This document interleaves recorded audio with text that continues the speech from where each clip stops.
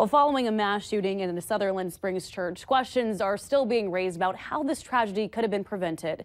The shooter, a man with a violent past, was able to buy a gun because of his criminal records. They were not in the federal background check system. Our Washington Bureau's Alana Austin reports on how lawmakers are addressing this problem.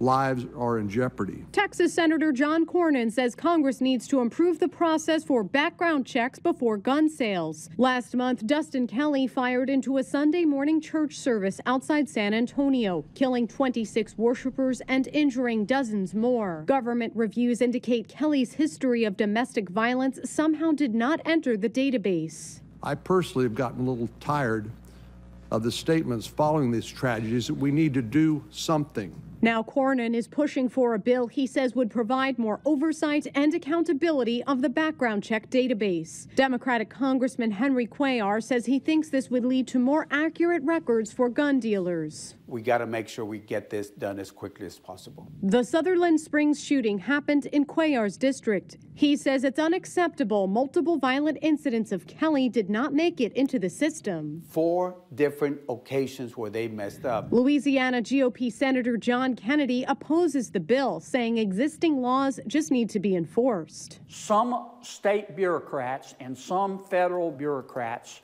are not putting the information about folks who are mentally ill into the database.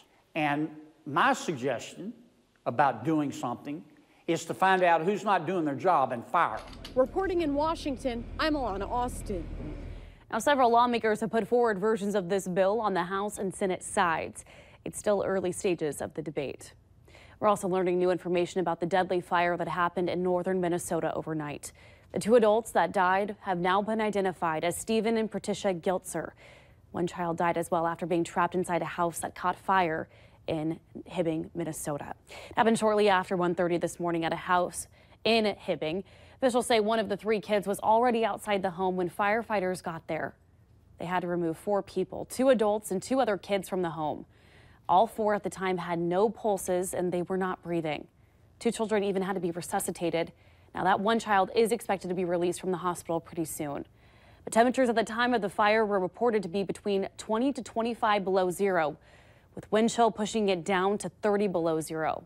The home is a total loss and the cause of the fire, it's still under investigation. Just 1 week left in the NFL regular season. Later in sports, we'll tell you exactly what needs to happen for the Minnesota Vikings to secure a first-round bye. And we'll tell you why more and more pregnant women are smoking pot.